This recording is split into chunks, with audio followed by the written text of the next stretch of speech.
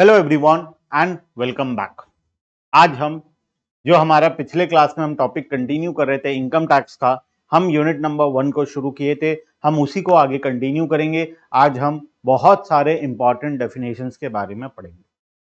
शुरू करने से पहले मैं बता दूं, अभी अभी तुम सेमेस्टर 3 में आए हो, अगर तुम ओल्ड सिलेबस के अकॉर्डिंग हो तो, और अगर तुम न्यू एजुकेशन पॉलिसी के अकॉर्डिंग पढ़ाई कर रहे हो तो तुम अभी सेमेस्टर 2 में होगे ओडिशा के सिलेबस के अकॉर्डिंग। ओडिशा में न्यू एजुकेशन पॉलिसी इंप्लीमेंट हो गया है। अभी जिस दिन ये वीडियो रिकॉर्ड हो रहा है, अभी अगस्त का महीना चल रहा है, मतलब अगस्त एंड हो गया, सितंबर आ गया है जस्ट।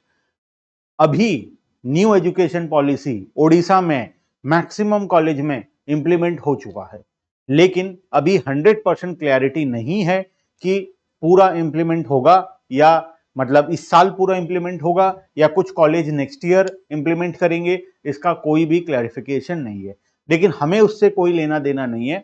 हम पढ़ रहे हैं इनकम टैक्स का सब्जेक्ट। अगर तुम न्यू एजुकेशन पॉलिसी के अकॉर्डिंग पढ़ाई कर रहे हो, अगर तुम्हारा न्यू सिलेबस आ चुका है, तो तुम्हें सैम 2 में ये सब्जेक्ट मिलेगा, income tax law and practice. और अगर तुम ओल्ड सिलेबस के अकॉर्डिंग हो तो तुम्हें मिलेगा सैम 3 में। ये अभी जिन बच्चों ने एडमिशन लिया है उनके लिए है। जो बच्चे पिछले साल एडमिशन किए थे, मतलब जो अभी सेमेस्टर 3 में है, उनके लिए सिलेबस ओल्ड ही रहेगा। 2024 में जिन बच्चों ने पहली बार बीकॉम में एडमिशन लिया है, जो बच्चे सेमेस्टर 1 में 2024 में एडमिशन किए हैं, उन्हीं के लिए बस न्यू एजुकेशन पॉलिसी अभी इंप्लीमेंट होगा। इसके बाद जो एडमिशन लेंगे उनके लिए इंप्लीमेंट होगा। 2024 से पहले जिन लोगों ने एडमिशन लिया है 2023 में, 22 में, उन लोगों के लिए न्यू एजुकेशन पॉलिसी इंप्लीमेंटेड नहीं है। और इन केस अगर तुम्हारा बैक पेपर है तो बैक पेपर का अभी 100% क्लैरिफिकेशन नहीं आया है, लेकिन फिर भी मैं तुम्हें बता दूं, जिस तरीके से दिल्ली यूनिवर्सिटी में हो रहा है, जिस तरीके से बाकी यूनिवर्सिटीज में हो रहा है, उसके अकॉर्डिंग जो सब्जेक्ट तुम्हारा बैक पेपर है, तुम्हें ओल्ड सिलेबस के अकॉर्डिंग ही तुम्हें बैक पेपर देना पड़ेगा। अगर न्यू सिलेबस के अकॉर्डिंग तुम्हारा बैक लगा है तो न्यू में देना पड़ेगा, ओल्ड के अकॉर्डिंग लगा है तो ओल्ड में देना पड़ेगा। मतलब तुम्हारे लिए सिलेबस चेंज नहीं होगा, तुम्हारे बैक पेपर के लिए सिलेबस चेंज नहीं होगा। ठीक है, ये क्लैरिफिकेशन लेकिन आना बाकी है। ये मैं अपने मन से बोल रहा हूं, हो सकता है ये बाद में जाकर उड़ीसा का गवर्नमेंट जो है वो बदल दे, ऐसा भी हो सकता है। लेकिन जिस तरीके से डीयू में और बाकी जगह हुआ है, उसी के अकॉर्डिंग अगर हम बात करें तो बैक पेपर तुम्हारा जो सब्जेक्ट का बैक पेपर लगा था ओल्ड सिलेबस के अकॉर्डिंग, वो सब्जेक्ट का ही ओल्ड के अकॉर्डिंग ही तुम्हारा एग्जाम्स होगा, न्यू के अकॉर्डिंग नहीं होगा। ठीक है, आ जाओ। अब हमें क्या करना है कि सेमेस्टर 2 में है या सेमेस्टर 3 में, तुम जहां पर भी हो, तुम जहां पर भी हो, सैम 2 में हो न्यू सिलेबस के अकॉर्डिंग, सैम 2 में हो ओल्ड सिलेबस, सैम 3 में हो ओल्ड सिलेबस के अकॉर्डिंग, हमें सिलेबस 100% सेम मिलेगा। तुम सिलेबस कंपेयर करोगे तो तुम्हें लगेगा सही सर अलग अलग है, सिलेबस को देखिए आप, यूनिट 2 में ये है, वो यूनिट 3 में ये है, वो है। लेकिन मैं तुम्हें बता रहा हूं 100% सिलेबस सेम है, बस सिलेबस को यूनिट वाइज अलग अलग कर दिया गया है। पहले यूनिट 2 में कुछ टॉपिक थे, उसको यूनिट 1 में ले आया गया है, यूनिट 3 के टॉपिक को यूनिट 2 में ले आया गया है। इस तरीके से थोड़ा सा रीअरेंज किया गया है। 100% टॉपिक, 100% सिलेबस सेम है, तुम्हें कोई भी चिंता करने वाली बात नहीं है। ठीक है, चलो हम कौन से अकॉर्डिंग पढ़ेंगे। अभी मैं जो तुम्हें सिलेबस पढ़ा रहा हूं, मैं ये वाला पढ़ा रहा हूं, मतलब ओल्ड के अकॉर्डिंग। लेकिन न्यू वाले बच्चे जो सेमेस्टर 2 में आएंगे, अभी आ रहे होंगे, अभी अगस्त में तो नहीं आएंगे, मतलब जब ये वीडियो देख रहे हैं, मतलब सेमेस्टर 1 के बाद जब वो सेमेस्टर 2 में आएंगे, तब वो लोग न्यू के अकॉर्डिंग पढ़ेंगे। और यही प्लेलिस्ट, पूरा सेम प्लेलिस्ट, यही प्लेलिस्ट को सीरियली एज इट इज तुम्हें कंटिन्यू करना है, कोई भी चीज इधर उधर नहीं होगा। मैं वो तुम्हें फिर से उस टाइम पर क्लैरिफिकेशन भी दे दूंगा, उस टाइम पर तुम्हें सब चीज समझा भी दूंगा, मैं एक कंपैरिजन वीडियो भी बना दूंगा ओल्ड सिलेबस और न्यू सिलेबस का, तुम्हें दिखा दूंगा 100% सब कुछ सेम है, कुछ भी अलग नहीं है। तो हमें कोई भी चिंता करने वाली बात नहीं है। फिलहाल इनकम टैक्स सब्जेक्ट की मैं बात कर रहा हूं, बाकी सब्जेक्ट में चेंजेस है, बाकी सब्जेक्ट में चेंजेस है, ध्यान रखना। कुछ कुछ सब्जेक्ट्स में थोड़ा मोड़ा सिलेबस चेंज हुआ है, लेकिन इनकम टैक्स का अगर मैं बात करूं तो इसमें कोई भी चेंजेस नहीं है। कुछ भी, सब कुछ, सारा डिटेल मैं तुम्हें प्रोवाइड करूंगा। हम पूरे सिलेबस को पढ़ेंगे, इनकम टैक्स का यूनिट 1 से लेकर यूनिट 4 तक, ऑल कंप्लीट हम लोग यूट्यूब के ऊपर पढ़ाई करने वाले हैं। तो जुड़ जाओ, सीरियली कॉपी बना लो, लिखना शुरू करो, पढ़ना शुरू करो। ठीक है, चलो। हमारा यूनिट 1 का नाम था basic concept and definition under income tax act as पर ओल्ड सिलेबस सेमेस्टर 3 के बच्चों का, लेकिन सेमेस्टर 2 वाले भी जब न्यू के अकॉर्डिंग पढ़ाई करेंगे तब इसी को कंटिन्यू करेंगे, उनके लिए भी कुछ अलग नहीं है, सब कुछ सेम है, ठीक है। अब शुरू तो हम करेंगे पढ़ना, लेकिन उससे पहले डिस्क्रिप्शन बॉक्स में मोबाइल एप्लीकेशन का लिंक है, उसे डाउनलोड करना है, और साथ में नीचे एक व्हाट्सएप नंबर दिया गया है जिसमें मैसेज करके ग्रुप को ज्वाइन कर लेना। तुम उसमें अपने कॉलेज का नाम मैसेज कर देना, हम तुम्हें तुम्हारे कॉलेज के ग्रुप में ऐड कर देंगे, जिससे तुम्हें बहुत सारा एडिशनल बेनिफिट मिलेगा। हमारे उद्देश्य एकेडमी का हर कॉलेज का अलग अलग ग्रुप हम बनाए, उस ग्रुप में तुम्हें बहुत सारा एडिशनल चीजें मिलेगी, तो उस ग्रुप को जरूर से ज्वाइन कर लेना, ठीक है। आ जाओ शुरू करते हैं। पिछले क्लास में हम क्या पढ़े थे? सर क्या इतना सारा भाषण आप हर रोज दोगे क्लास के स्टार्टिंग में? नहीं नहीं नहीं नहीं, ये पहला क्लास और दूसरा क्लास था, इसीलिए मैं तुम्हें बता रहा था। आगे नेक्स्ट तीसरे क्लास से हम डायरेक्टली पढ़ाई करेंगे, हम कोई इधर उधर का बात नहीं करेंगे, ठीक है। आ जाओ, हम पिछले क्लास में टैक्स क्या होता है पढ़े, डायरेक्ट टैक्स क्या होता है पढ़े, इनडायरेक्ट टैक्स क्या होता है पढ़े। डायरेक्ट टैक्स वो टैक्स होता है जो डायरेक्टली हम कलेक्ट करते हैं ऑन इनकम। हम मेरे इनकम के ऊपर जो मैं डायरेक्टली गवर्नमेंट को टैक्स पे करता हूं वो है मेरा इनकम टैक्स, और उसे हम लोग बोलते हैं डायरेक्ट टैक्स। इनडायरेक्ट टैक्स होता है जीएसटी, जिसे हम गुड्स एंड सर्विस टैक्स बोलते हैं, या कस्टम्स। अब ये टैक्स कौन सा होता है? ये टैक्स मैं डायरेक्टली गवर्नमेंट को पे नहीं करता। जब भी मैं कोई गुड्स एंड सर्विसेज मार्केट से खरीदता हूं उसमें टैक्स अमाउंट ऑलरेडी इंक्लूडेड होता है, और मैं जब कोई भी गुड्स एंड सर्विसेज खरीदता हूं मैं दुकानदार को पेमेंट करता हूं, तो मैं टैक्स का पेमेंट दुकानदार को देता हूं। फिर दुकानदार क्या करता है, उसमें से जो टैक्स का अमाउंट होता है वो गवर्नमेंट के पास डिपॉजिट करवा देता है। इस वजह से इसको हम लोग इनडायरेक्ट टैक्स के नाम से जानते हैं, ठीक है। तो दो प्रकार का टैक्स, डायरेक्ट एंड इनडायरेक्ट। अब आज हम लोग एक बहुत ही important topic who is a SSC पढ़ेंगे। एसएससी कौन होता है?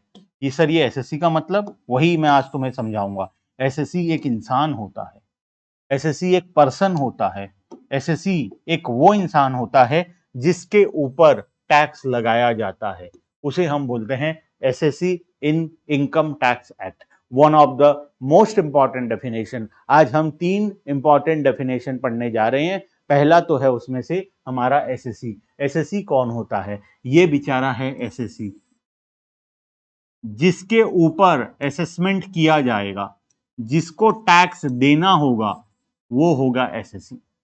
अब ये एसएससी कोई भी हो सकता है, मैं हो सकता हूं, तुम हो सकते हो, कोई भी हो सकता है। एक पार्टनरशिप फर्म हो सकता है, एक कंपनी हो सकता है, एक एचयूएफ हो सकता है, एक ट्रस्ट हो सकता है, एक एसोसिएशन ऑफ पर्सन हो सकता है, एक बॉडी ऑफ इंडिविजुअल हो सकता है, या एक कोई भी प्रकार का इंसान हो सकता है।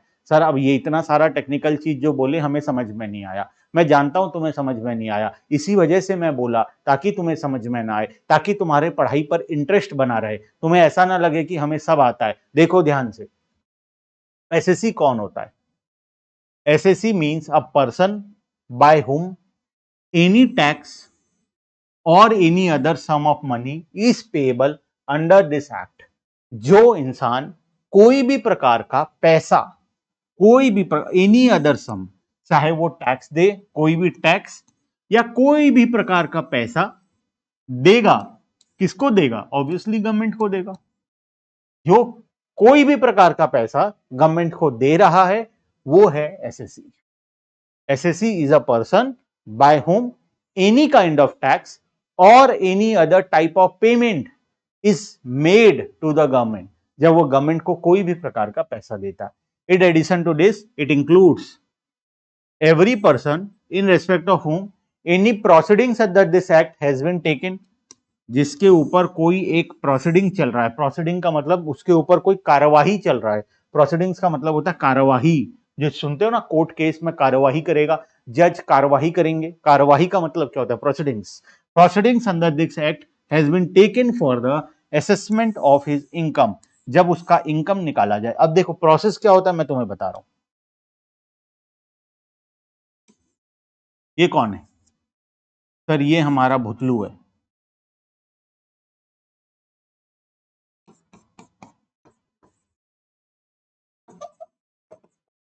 भुतलू। अब ये भुतलू का हम इनकम निकालेंगे।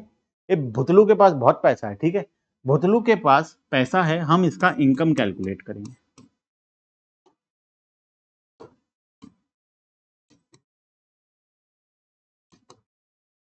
भुतलू का इनकम, भुतलू एक दुकान चलाता है, उस दुकान में बहुत सारे प्रोडक्ट बेचता है, खरीदता है, नेट में उसको बहुत सारा प्रॉफिट होता है। तो एक साल में ये भुतलू उस दुकान से मान लेते हैं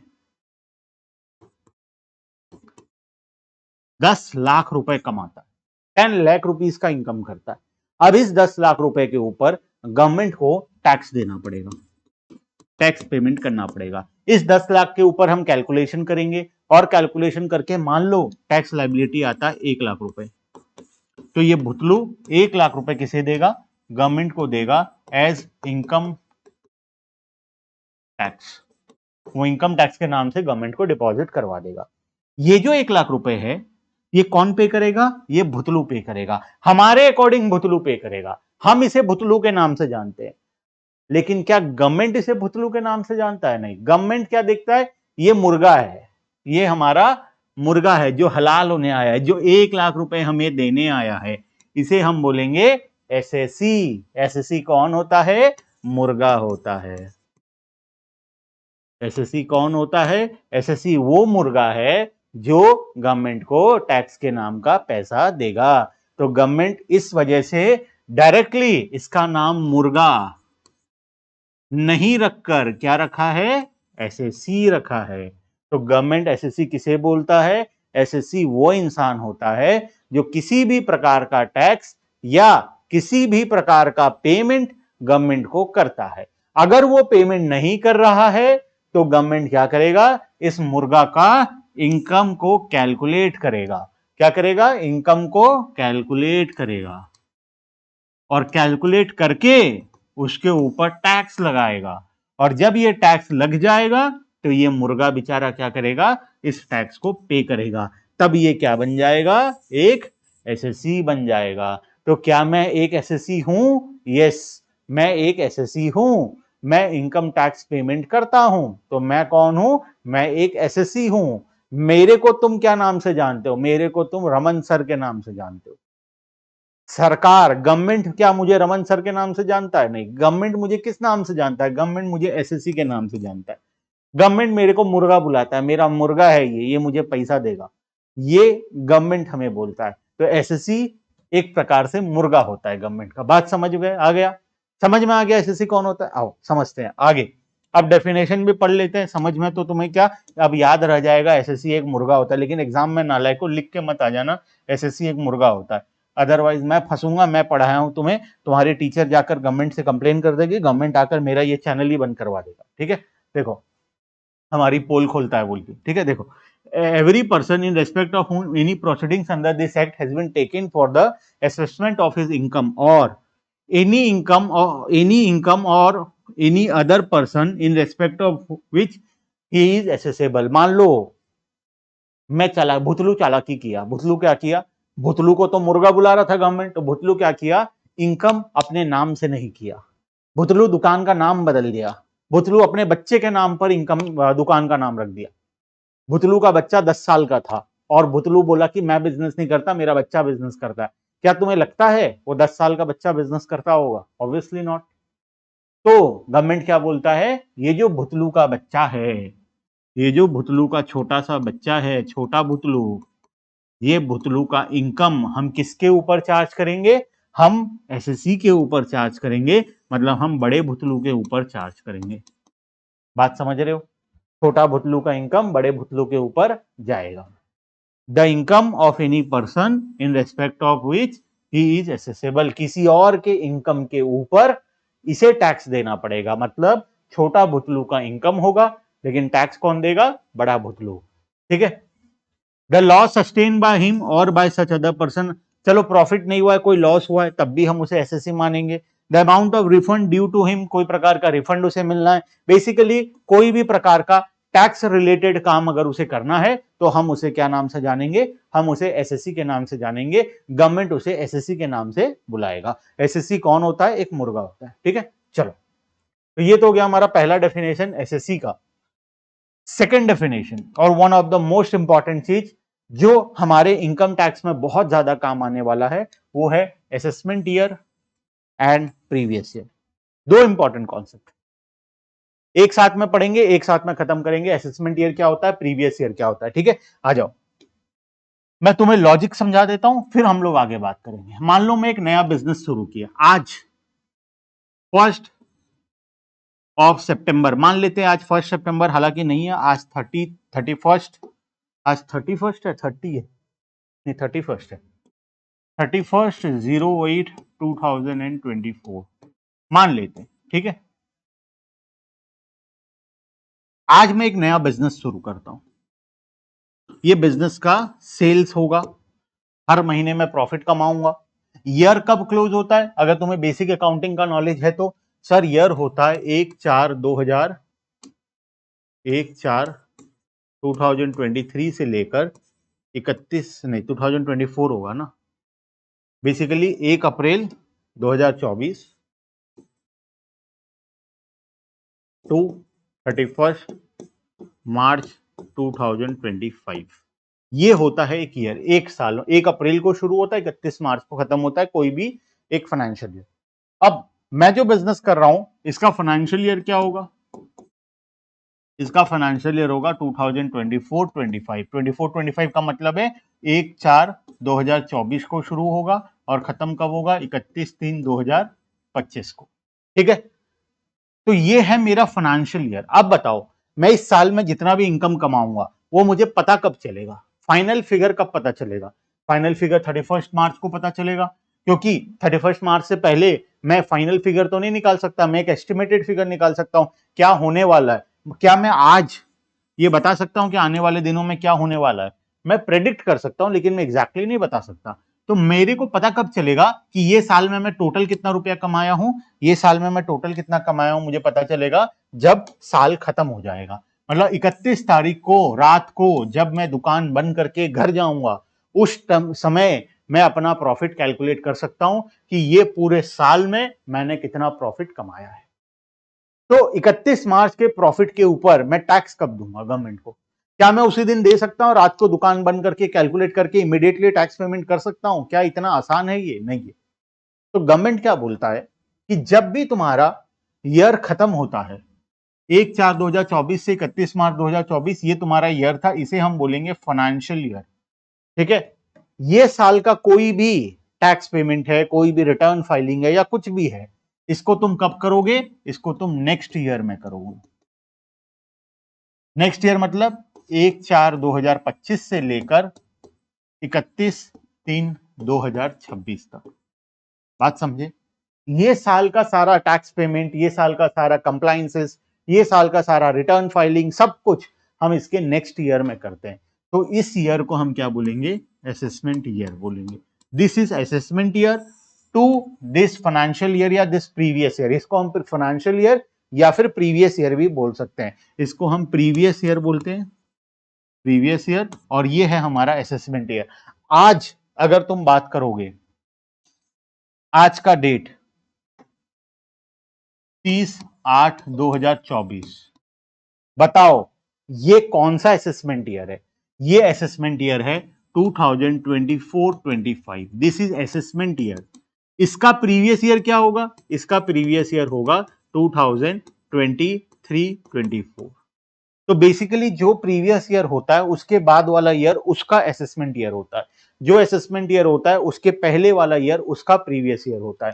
तो असेसमेंट ईयर और प्रीवियस ईयर कैलकुलेट करना है तो हम एक साल आगे या एक साल पीछे चले जाएंगे। तो प्रीवियस ईयर का सारा असेसमेंट नेक्स्ट ईयर में असेसमेंट ईयर में होता है। असेसमेंट ईयर कौन से ईयर का ट्रांजैक्शंस को देखता है, प्रीवियस ईयर के ट्रांजैक्शन को देखता है। साल खत्म होने के बाद ही हम उस साल का सारा डेटा को टोटल करके हम final balance sheet profit and loss account बना सकते हैं, उससे पहले नहीं बना सकते। तो 31 मार्च को जब साल खत्म होगा उसके बाद हम हमारा profit and loss account balance sheet बनाना शुरू करेंगे, तब हम जाकर हमारा रिटर्न फाइलिंग कर सकते हैं, हम टैक्स पेमेंट कर सकते हैं। तो प्रीवियस ईयर का रिटर्न फाइलिंग होता है असेसमेंट ईयर में।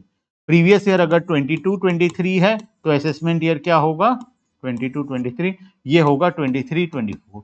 प्रीवियस ईयर अगर 23-24 है तो असेसमेंट ईयर क्या होगा, 24-25।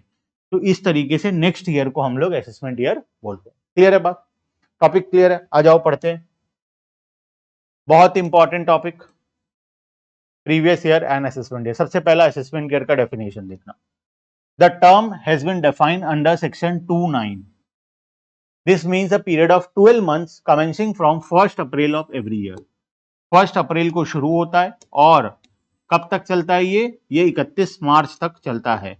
1 अप्रैल को शुरू होता है और 12 महीने तक, मतलब 31 मार्च तक ये चलेगा. The year in which income is earned is previous year. जिस ईयर में हम पैसा कमाएंगे वो है previous year. And such income is taxable immediately following the next year which is assessment year. जो ईयर में पैसा कमाते हैं उसे हम प्रीवियस ईयर बोलते हैं और जो ईयर में हम उसका टैक्स पे करते हैं उसको हम असेसमेंट ईयर बोलते हैं. जनरली हम नेक्स्ट ईयर में टैक्स पेमेंट करते हैं. Income earned in the previous year 2021-22 is taxable in the assessment year 2023-24. Assessment year always starts from 1st April and is always period of 12 months. ये भी हमेशा 12 महीने का होता है. Previous year की बात करें, it is defined under section 3. Section 3 में इसका definition लिखा हुआ है. ठीक है. It means financial year immediately preceding the assessment year. Assessment year के पहले वाले year को हम previous year बोलते हैं. As mentioned earlier, the income earned during the previous year is taxable in the assessment year. Business or profession newly set up during the financial year. अगर नया business है तो नया business अगर मैं 1/8/2024 को शुरू किया हूं तो मेरे लिए ईयर छोटा हो जाएगा क्योंकि जिस दिन बिजनेस शुरू किया हूं मेरे लिए साल उस दिन शुरू हो रहा है. मेरा प्रीवियस ईयर उस दिन से शुरू होगा. कब तक जाएगा? 31/3/2025 तक. तो मेरे लिए मेरा प्रीवियस ईयर ये हो जाएगा. ठीक है, this will be my previous year. ठीक है, in case of first year, नया बिजनेस के केस में. और अगर पुराना बिजनेस है तब तो पूरे 12 महीने का पीरियड होगा. ठीक है, बिजनेस और profession all newly set up during the previous year. In such case the previous year shall be period beginning on the date of setting of. जिस दिन शुरू किए बिजनेस वहां से लेकर 31 मार्च तक. खाली पहले ईयर में ऐसा होता है जब तुम नया बिजनेस किए, क्योंकि नया बिजनेस जरूरी नहीं है ना तुम 1 अप्रैल को करोगे. 1 अप्रैल के बाद किए तो फर्स्ट ईयर जब तुम शुरू कर रहे हो उस साल सिर्फ ऐसा हो सकता है कि तुम्हारा फाइनेंशियल ईयर छोटा है, अदरवाइज हमेशा 12 महीने का होगा. ठीक है. If the source of income comes into existence in the said financial year then the previous year will commence from the date on which the source of income newly comes in existence and will be end on 31 March. साल हमेशा 31 मार्च को ही खत्म होगा. शुरू late से हो सकता है लेकिन खत्म 31 मार्च को ही किया जाएगा. ठीक है, एक एग्जांपल दिया है, फाइनली पढ़ लेते हैं. आ जाओ, टॉपिक खत्म होगा. A is running a business from 1993 onwards. Determine the previous year for the assessment year 2023, 22-20. अगर assessment year 22-23 है तो previous year क्या होगा बताओ? Previous year होगा सर 2022, 21-22. 21-22 के बाद वाला ईयर है 22-23. अगर assessment year 22-23 है तो previous year 21-22 होगा. The previous year will be 1/4/2021 to 31st March 2023. A chartered accountant set up a profession on 1st July 2021. बताओ, 1 जुलाई को शुरू किया, 1/7/2021 को.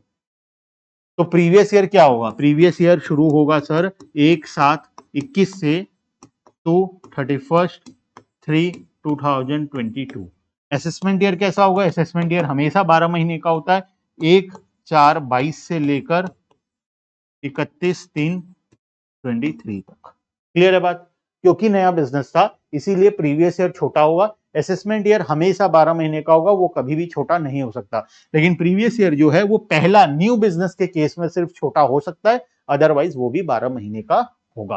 क्लियर है टॉपिक? तो यहां तक सभी को मेरे हिसाब से क्लियर है. हम पूरा सिलेबस पढ़ाएंगे तुम्हें. हम नवंबर महीने से स्पीड अप करेंगे. अभी सितंबर महीना, अभी बहुत सारे कॉलेज का सेमेस्टर 2 खत्म भी नहीं हुआ है. कुछ कॉलेज का सेमेस्टर 2 चल रहा है, कुछ कॉलेज का मैं ओल्ड सिलेबस के अकॉर्डिंग बात कर रहा हूं. न्यू वाले जब आओगे तब तक तो खत्म हो चुका होगा सिलेबस. अभी फिलहाल जो ओल्ड वाले हैं जिनका सेमेस्टर 3 में इनकम टैक्स का पेपर है, हम लोग नवंबर में थोड़ा स्पीड अप करेंगे. हम हर रोज क्लास अपलोड करेंगे. अभी सितंबर महीना तुम्हें गैप में क्लासेस मिलता रहेगा, लेकिन भरोसा रखना नवंबर 1 तारीख से पूरा स्पीड, अक्टूबर 1 तारीख से, सितंबर चल रहा है ना अभी, हाँ, अक्टूबर 1 तारीख से हम स्पीड अप करेंगे. अक्टूबर और नवंबर 2 महीना स्पीड अप करेंगे और पूरा सिलेबस को बहुत बेहतरीन तरीके से कंप्लीट करेंगे. मैं अक्टूबर और नवंबर में कुछ लाइव क्लासेस भी लूंगा तुम्हारा, जिसमें हम बहुत सारे इनकम टैक्स के क्वेश्चंस भी प्रैक्टिस करेंगे. ठीक है, चलो जुड़ जाना चैनल से.